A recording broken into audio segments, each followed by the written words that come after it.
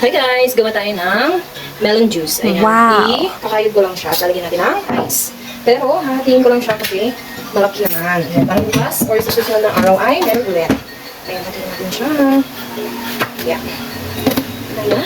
Ang melon. Yummy! Lagyan muna natin ito sa ref. Ayan. Tapos yung kalahati yung ating gagawin. Lagyan natin ng gatas. Ayan. Tatanggalin ko muna yung kanyang buto. Ayan. Natanggal ko na yung kanyang buto at yan. Kayulin na natin siya.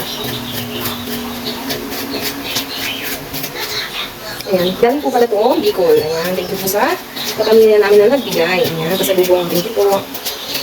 Ayan. Balikan ko kayo mamaya.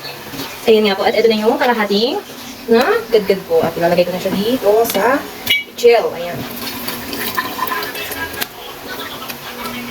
Dahan-dahan lang ang sayang. Baka matapon. Para naman kahit pa paano ay refreshing ang ating gabi. Dahil sa sobrang init, bigyan natin ng yelo at saka evap na gatas. Tamang-tama meron tayong evap na gatas dito. Nalagyan mo siya. Madami na rin yung kalahati. Dahil ayan o. So, madami na rin naman siya.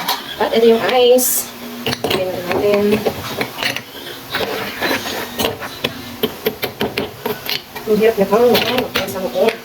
Mamaya ay pagtunaw din naman. Ayan siya. Tapos ay lagyan natin itong gatas. Ayan, gatas lang natin.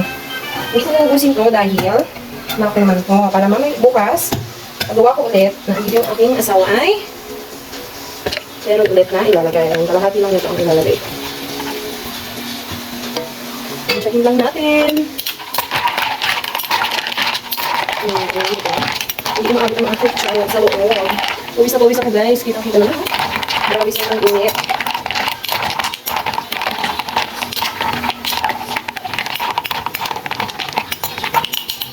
Pagkita natin itong isang ice.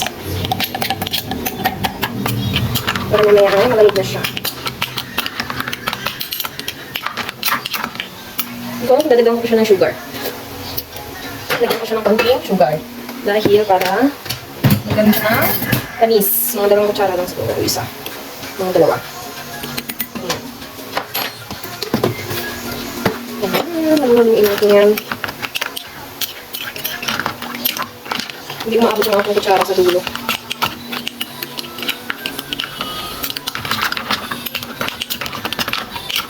Ayan. Balikan ko kayo maya-maya.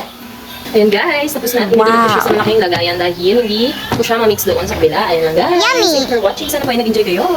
Follow for more videos. Bye-bye and God bless!